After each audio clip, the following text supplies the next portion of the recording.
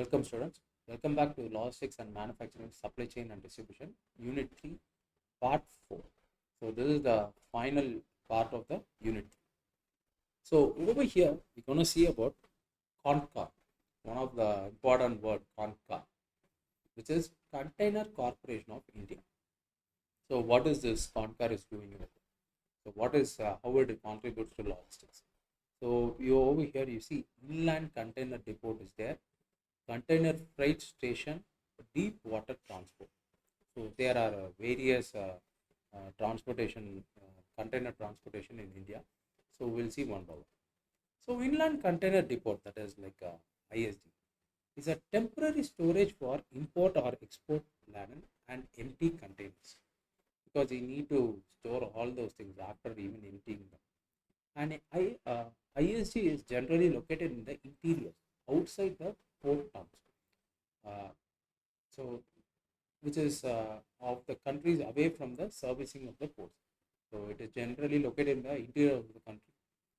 Largely deals with full container load, which is aggregated for onward movement to or from the ports. So example is Concor ICD in Ulan. So basic requirements. What is the basic requirements? They need to have a sufficient land area, that is 4 hectares is very minimum. TU traffic availability points to 6,000 TUs per year.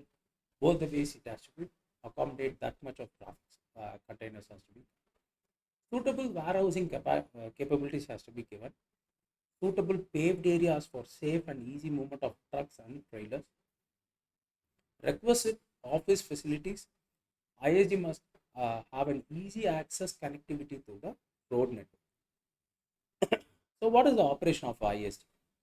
So rail siding, in case of rail based terminals, that is like using the entire new kind of container transport system, which was developed in the year, I think so, by 2012. So this was most famous in Ford companies and all. So it was easy transportation rather than using a cable of. Then it needs to have a container yard, warehouse, and a gate complex. Gate complex something gated like a gated community, but for a safety of the containers over there. So container freight station, CFS. So CFS is a warehouse that specializes in consolidation and deconsolidation of the cargoes. It is located near the servicing port, which helps in decongesting the port by shifting cargoes and customs related activities outside the port area. It deals with break bulk cargo originating and terminating in the intermediate hinterland of a port. Also serves as a destination for custom related services. Here, break bulk cargo, that is like a full container might be coming through, where you need to break the bulk cargo so that it serves as a destination for the customs related activities. Examples is all cargo CFHs near the JNPT. So what is the basic requirements of setting a CFS in India? So sufficient land area is like 1 hectare minimum rather than 4 hectares like for ISD. So the traffic availability point is only 1,000 per year both the ways. Suitable warehousing capabilities, suitable paved area for safe and easy movement of trucks and trailers.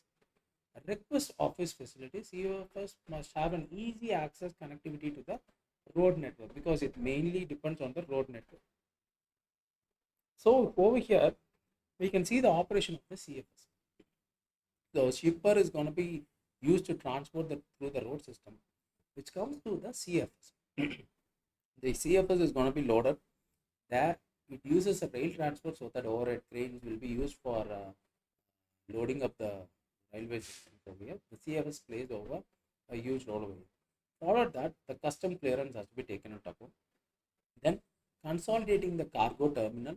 So the consolidation over here comes, which is completed over here. Following through that, the container terminal, that is a small set of truckloads will be transporting these loads to the shipping place. Then following their deconsolidation, again the customer clearance has to be taken into account. Then through a road or rail transport to the CFS is done. Then through a road or rail transport to the customer. So this is one of an example of how an operation of a CF is done, and we need to know how much clearance it has to be given. So when clearing from one phase to another, all these things are taken into account. So what is the functions of ISD and CFS? So receipt and delivery of cargo, stuffing and destuffing of the containers, custom clearance. So this is one of the biggest aspects. You need to clear up the customs, like how government policies are made. Based on that, the government people are going to inspect the entire products, and through that, the clearance for customs has to be taken out. It's a not a simple process. It's a multiple stage process for customs clearance. Temporary storage of cargo and containers is uh, very much necessary. Reworking of containers, because once container is transported from one point to another, the damage of containers at the top face, that is because over in this video you can see the faces, the four joint corners where a container is rolled up and taken for transport, because that particular point will lead to higher stress concentrations, because that four points is used for clamping the entire container and shifting it from one point to another. So when you need to start to think about reworking of container and maintenance of the containers also, because when stress concentration is very high at those four particular corners, what we can get from that is failure is not avoidable over here. It is bound to be happening. So following that, maintenance of containers is one of the key phases of it, because all those four parts have to be taken into account, because sometimes the third party logistics might be transporting some hazardous material at that particular point. If maintenance of a container is lagging, any set of a breakage or outleak to the particular container will lead to major catastrophic issues sometimes, because it will delay even the other products. If any hazardous material is being routed, uh, a HASPAT unit will be deployed, and they will have to clarify each and every phases where it is being leaked or exposed. So every set of operations will be shut down. The entire port could be shut down for a few number of days until everything is given okay for proceeding. So reworking and maintenance of containers is one of an important aspect to be considered, because in this particular aspect, mechanical failures tend to happen and material failures also tend to happen due to high stress concentration at the each and every corner, and even the surfaces of the containers exposed to salt water has to be taken into account. Following that, functions of ISG and CFS, packing of goods is one of the important aspects. How it is done, whether it is properly packed. Each and a different material have a different set of standards in packing. Say for example, ceramics has to be usually wrapped with bubble wrap, has to be taken into account. If you talk about anything like toys or anything, or normal set of package is sufficient. Following that, storage of empty containers, because the ISD and CFS has to know how much containers it comes and goes.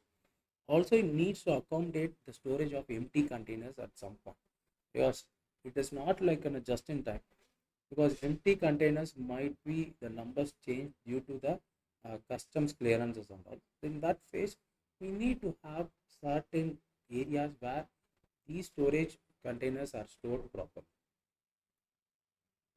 So what is the functions of ISD and CIFS? So when you talk about export or importer, custom house agent shipping companies uses the ISD and CFS facilities. In that particular aspect, port authority receiving ready to load containers, hiking ports, productivity and profitability, linkage to the port by rail resulting in quick transit and low transportation costs. Consolidation of cargoes has made it a logistic hub for the LCL cargoes. Owned and operated by a public or private company provides service at competitive rates, allowing the exporters and importers to low inventory costs. So these are the various functions of ISDs and CFs. Over here is an image by our government in which is being published. CFS and ISD facilities, which is located across India. The major players in this segments are the Concor and CWC. So over here, when you see the Concor in the northern hemisphere of India, we have four. When we see CWC, it is seven. So other players are there, but we are talking about mainly about the Concor over here. So south has five, east five, west is having 20 players over there, and totally we have 34 Concor facilities in India. So the northwest corridor accounts for 70% of the entire total traffic. So Jawaharlal Nehru Port Trust, that is JNPT, which is already said which is in Mumbai, is a business port, accounts for 60% of port traffic. Traffic expected to grow from 3.81 million tons in TEUs in 2007. So this is one older one, but it shows that where the Concor is placed appropriately. So this is what we have to see.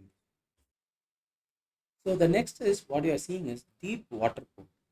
So deep water ports are also defined to be any port which has the capability to accommodate a fully laden Panamax ship. So this is one Panamax ship is like a standard size for a ship which needs to be accommodated in any deep water port, because the size of that ship is to taken on top of. Because Panamax is one of the canal which is used for shipping routes, and that is one of the biggest crossing Panama, which is called Panama Canal. So which is determined principally by the dimension of the Panama Canal, as you said, for the lock chamber. So that is one of the basic requirements. So any deep water port should also be defined. So regular ports are by and large of recreation types where water is not more than the 20 feet deep. Whereas deep water port is compatible with larger heavy loaded ships, which may require the water to be a minimum of 30 deep feet or even more. So example, Krishnapatnam port in Andhra Pradesh, which has a 60.5 feet deep.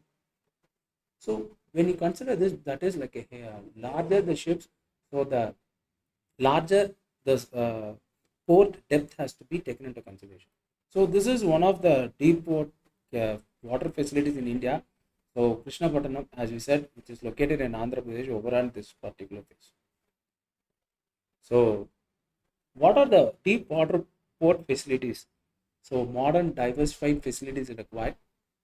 Deep sheltered waters is there. Track record in oil and gas. On and offshore renewable support is given by premium cruise destinations, good communication links, skilled labor force, and 24-hour access. So these are the various port facilities which is available for deep water port facilities. So with this, we'll wind up the third unit. Thank you.